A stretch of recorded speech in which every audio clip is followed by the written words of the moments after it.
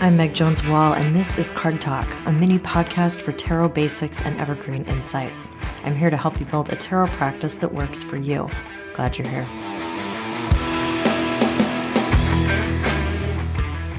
In this episode, we are going to start talking about the Minor Arcana court cards with a gentle introduction to these 16 figures that tend to really confuse people. In our last episode, I talked a little bit more generally about how to work with these cards as personality types, as a way of engaging with community and learning to navigate complex or different or even difficult personalities in community building and social engagement. But in this episode, we're going to back it up a little bit and just look at more broadly what these cards even actually are. Now, everything I'm about to share with you about the court cards is really just my own perspective and my own way of working with these cards. Court cards are fascinating and complicated and can be really confusing, and there are a lot of different approaches to these cards. So what I'm going to share with you is just my way of working with these cards, and I hope it's really helpful. But if you disagree with me, if you feel strongly that a card actually speaks to something else or represents something different, that is more than okay. The whole vibe, the whole deal of my work is that your relationship with the cards gets to be your own. And I really want to emphasize that when it comes to the court cards, because these cards, again, can just be really confusing and challenging for folks. I want you to feel very empowered to build unique relationships with each of these cards. And if that ultimately means that the way you approach this section of the tarot looks very different than the way I approach this section of the tarot, that's more than fine. Do your thing. You're doing great. Court cards are the 16 archetypes of the Minor Arcana. Just like the rest of the Minor Arcana is divided into 4 suits, there are court cards for every one of the suits and 4 different ranks within the court cards. So that means that we get 16 cards total. Each of the 4 Minor Arcana suits has a page card, a knight card, a queen card, and a king card as part of their suit. Now, just as a general note, I want to just let you know that the rank names that I'm using here are, in general, the most common ones. They're borrowed from the Rider-Waite-Smith deck, which is arguably the most popular deck in existence, whether you're using the classic Rider-Waite-Smith deck or a deck that follows the style of the Rider-Waite-Smith. If you were someone that is using a Marseille-style deck, the pages might be named Valet or Knave. And if you're using a Thoth-style deck, the pages may be known as Princess, and the knights may be known as Princes. Additionally, a lot of modern decks completely rename this section of the tarot to make them a little bit more accessible and easy to understand. So depending on which deck you are using or which style of deck you want to be using, you might need to refer to the guidebook of your specific deck to identify which cards are which. But just for simplicity's sake, because it's the most common framework for these cards and set of names for these cards, on this podcast, as well as in all of my teachings and books and resources and everywhere I talk about the tarot, I use the language of page, knight, queen, and king. Every tarot deck is going to be a little bit different and has its own imagery and set of artistic style when it comes to how they portray every one of the cards in the tarot deck. Even decks that might not have people anywhere else might still use imagery on the court cards that is human in nature or that shows animals kind of doing human type things. Court cards are really about embodied energy, or the way that a specific kind of energy manifests itself in terms of actions and feelings and senses and thoughts and spiritual energy. And this kind of embodied work can be confusing for a lot of people, especially in tarot readings, which I think is part of the reason that these cards can feel so complicated or hard to connect with. In our next episode, I'm going to talk more concretely about how you can understand court cards more specifically in your personal tarot readings. But in this episode, I'm just going to break down what these cards are, how they kind of shake out within their respective suits, and some general things to know about them. As I explained earlier, each of the 4 Minor Arcana suits has 4 different ranks of their court cards. That means that we can divide the court cards into 2 different groupings. We can sort them by suit or element, or we can sort them by rank. So first, let's talk about each of the 4 ranks and what kind of energy they're generally going to represent. Pages are often described as the youngest member of their respective court or family and bring a really curious or seeking energy to the party. Pages can represent the discovery of an element or a new aspect of an element, the beginning of a journey, a choice being made, or an adventure being started. I personally like to think about pages as like an eager kind of intern energy as children or students, someone who asks a lot of questions, someone who's willing to try things out, and someone who isn't shy about testing the waters and making new or unexpected choices. With pages, I tend to think about what questions they're asking, what they want to know or discover or experience, and what they're hoping to feel or find. The next rank up in experience level is the knights, and these figures are a little bit older and have a little bit more life experience than the pages, which means that sometimes they're described as the teenagers or apprentices of their respective court or family. Knights can represent experimentation with an element, or learning to wield an element with more confidence, or sometimes seeking to prove the self through the use of an element. I like to think about knights kind of as thrill seekers, people who want to really think outside the box, but above all, they want to make a name for themselves by doing something really bold or innovative or different or distinctive. Knights want to be visible. And so with knights, I think about how they want to make a difference, what horizon line they're looking towards, or what is really capturing their attention. With knights, it's about what feels exciting or engaging to them specifically. Now, the last ranks are the queens and the kings, and both queens and kings represent kind of excellence or experience or mastery of an element. This is confidence within an element or a deep and ongoing relationship with an element. There's a lot of different language around these cards, and some of it's going to feel better for you than others is. So try to be particularly open-minded when it comes to queens and kings, because these cards tend to get really gendered, and sometimes the language can be kind of confusing around it. Now, some decks really distinguish between putting either queens or kings higher in rank than the other, but I personally prefer to think of them as being on equal footing or on equal levels of authority, and just bringing a different focus or set of experience or skill to that authority. Both queens and kings are very confident and very purposeful, and bring a lot of wisdom and knowledge and experience to the party. Queens specifically are often referred to as being more focused on relationships or internal matters, more emotional or artistic or empathetic. And in contrast, kings are often described as being more outward or instructive, being focused on external matters and logic. In general, I see queens as serving as kind of teachers and mentors, people who are interested in protecting and nurturing and nourishing. Whereas I think of kings as being a little bit more removed from individual relationships and a bit more thinking about the whole, right? So this is going to be someone that is making decisions that are going to affect the many versus trying to safeguard the few. But again, both are really necessary, and I don't think one is necessarily higher ranked than the other. But again, that's just how I approach these cards. Yours might be really different. Now, you will find one of each of these ranked cards in every one of the 4 suits, which means that, for example, there is a Page of Wands, a Knight of Wands, a Queen of Wands, and a King of Wands. But there's also a Page of Wands, a Page of Swords, a Page of Cups, and a Page of Pentacles. That means that each rank is going to have certain things in common. Like every page is going to have an element of curiosity, right? But they'll also interact with their element in a unique way. So even though, for example, all pages are pretty driven by curiosity and exploration, the Page of Wands is going to have a different flavor than the Page of Pentacles, because the Page of Wands is associated with the element of fire, whereas the Page of Pentacles is associated with the element of earth. That makes these court cards really fun to work with, as they really do feel like distinctive personalities and very different from one another, even if their rank is the same. Now, because every card has both a rank and an element or a suit, that means that we end up with each suit having common traits when it comes to their personalities. And I don't want to spend a lot of time talking about this, because I think this is a place where your personal experience of being a human being, of being in relationship with other people, and of building characters and relationships with these cards themselves is a really powerful element of this process. I don't want to put too much in your head when it comes to what these cards can be like.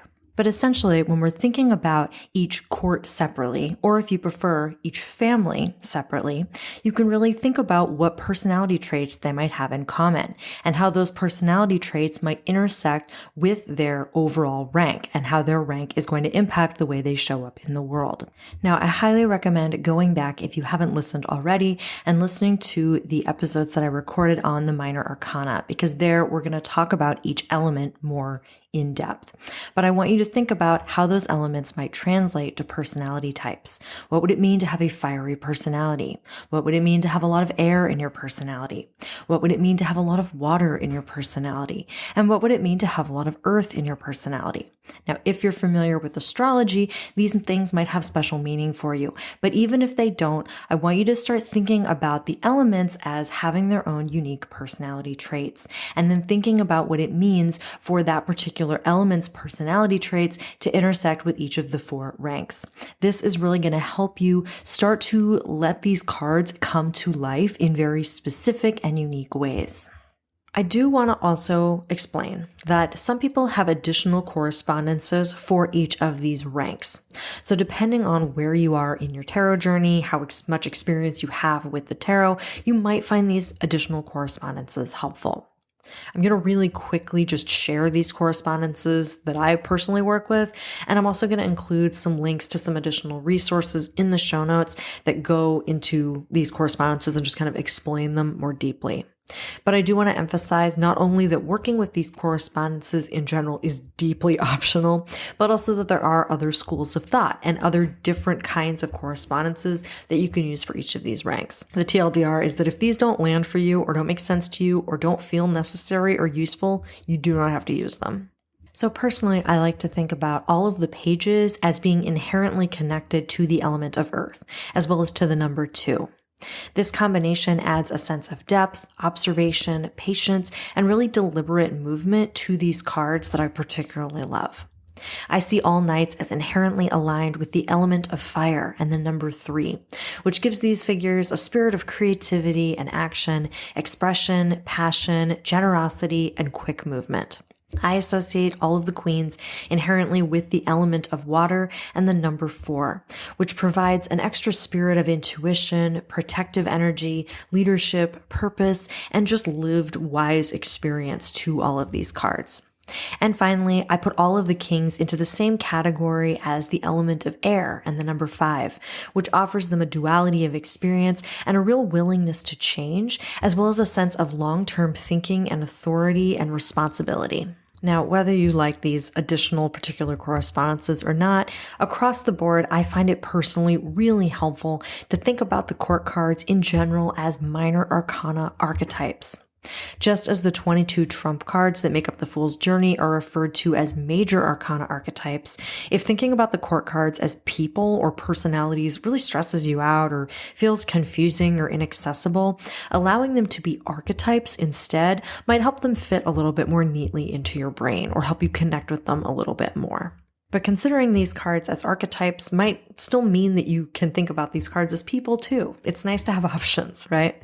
And court cards can really serve as steps in a larger journey, representing aspects of who you are, people who are currently in your life or may eventually enter your life or start to take up a bigger role in your life, or can even serve as advice on what kinds of energy or aspects of your personality to embody or expand in order to navigate a particular question or situation. Again, we're going to talk about how to use these cards in readings more in the next episode. But in general, you can really understand court cards in a lot of different ways. And again, if just thinking about these cards makes you feel really stressed out, that's totally okay. I've got your back. It's super common and you're not behind or anything like that. Court cards can be messy. I also just want to say, if you're in the camp of court cards are too confusing and I hate seeing them come up in my readings or working with them, that's often why a lot of modern decks rename them. This kind of ranked court system of experience and how they serve the court at large can feel really hard to access, especially for those of us who aren't super into history or don't know a lot about feudal court systems. And so if you find a particular rank really confusing, I want to encourage you to take some time to look up and research alternative names for that rank in other decks. Finding those other names and kind of locking into different frameworks can really help to unlock something in your brain and might just help you reorient how these cards relate to one another, as well as how you can relate to those cards. Finding the qualities that each rank really seems to embody or highlight, or the function that they serve in their group, can also be really helpful. It's also incredibly normal to have some ranks feel easier for you to connect with than others. You might find that court cards in one suit makes more sense to you than the court cards in another, that one element is easier for you to engage with, that a certain kind of correspondence feels easier for you to understand. All of this is super normal. Everybody's brain is a little bit different. All of us process information a little bit differently. And I think that most people have cards across the board in the whole deck, not just in this section of the tarot, that feel easier to understand than others. So I want to just remind you to show yourself some grace when learning the tarot in general, but especially when starting to engage with these court cards. The last thing I want to offer in this episode is that I tend to think about each rank as inviting us to think about certain themes. And so I want to just kind of rattle off a few keywords for each rank to get you started and give you something to think about. Again, this is just how I connect with and understand each of these ranks. Your mileage may vary, your experience may vary. So when I think about pages, I tend to think about themes of curiosity, discovery, exploration, questioning, connection, duality, choice, relationships with the self, trying something different, being open to a new idea or perspective, or moving in a new direction. When I think about Knights, I tend to think about the themes of adventure, risk, pursuit, change, progress, movement, ego, excitement, relationships with others, charisma, thinking bigger, and like reputation or visibility. When I think about the Queens, I tend to look to themes of empathy, intuition, community care, protection, boundaries for the self and the many, stability, wisdom, knowing the self, relying on personal experience or insight, discernment, and artistry or beauty. And lastly, when I think about the Kings, I tend to think about themes of logic, community leading, making change, legacy, long-term planning, experience, thinking about the many, risk assessment, and like architecture, both physically and like structures for change that are going to impact the many. Before I move into our little tip or trick for this episode, I want to remind you that I think court cards really give us the most space to play within the tarot. I feel like there are so many correspondences and layers for all of the rest of the cards in the deck that really point us in particular directions. But court cards as people, seeing them as people and personalities, gives us so much wiggle room and capacity to connect with them in really individual and personal ways. I really encourage you to take your time getting to know these cards and to let it be a fun experiment where you listen to them and are open to new ways of exploring them and understanding them, rather than feeling like you're going to immediately need to pin these down. Court cards constantly surprise me, perhaps more than any other section of the tarot. And the more you work with them, the more you might discover about who they are and who they can be, as well as who they might inspire you to be. My tip for this episode is that in general, court cards are some of the most complicated cards in the deck, especially when you're getting started. I know I've said that like a million times, but I just really want to emphasize it because I think people feel guilty or frustrated when they can't immediately vibe with these cards. I think that when you see imagery of other people and then you think about their own personalities and their styles and their vibes, especially if you feel pressure to read them in a certain way, it can get really overwhelming. And I see a lot of advice to like assign court cards to people that you know, or otherwise interpret these cards in really hyper-specific ways. And that can ultimately end up being kind of a roadblock for you. I want to encourage you, to beg you perhaps, not to overthink these cards. Just because a lot of decks have figures, have human figures on their court card imagery and are described as people or human embodiments of energies, that doesn't mean they have to be complex or out of reach. Instead of avoiding these cards or writing them off as confusing or surrendering to the challenge of them, I really want to encourage you to spend deliberate time with these cards. Like, go out of your way to hang out with these cards. Pick a specific card or pick a specific rank or pick a specific court, like group of court cards, and work with them intentionally. Talk to them, journal about them, connect them with different songs or physical movements or flavors or scents or environments or whatever else is going to help you connect with and learn to understand these cards more deeply. It's probably going to take you some time to develop deeper relationships with these cards, but allowing them to and like giving them permission to be rich, complex, layered archetypes with their own meanings and energies can make these cards come alive. You don't have to make them more complicated than they need to be, but you can allow them the capacity to be deeper than you know in this particular moment. If you start letting these be figures you're excited to get to know rather than people that you dread, it's going to make your general work with these cards and your work with court cards in your readings a little bit easier to manage. That is all I have for you today. I am including a couple of resources to help you with court cards in the show notes, and I will be back soon with another episode on how to interpret these cards in your readings. Thank you so much for hanging out with me, and I'll be back again soon with more card talk. Card Talk episodes are always free for everyone to enjoy. So if you love what you hear, please consider supporting the podcast by subscribing, recommending Card Talk to a friend or two, or donating to help with production costs. You can find episode transcripts, learn more about me, and join my signature Tarot Conservatory membership program through my website, 3amtarot.com. Thanks for listening, and see you next time.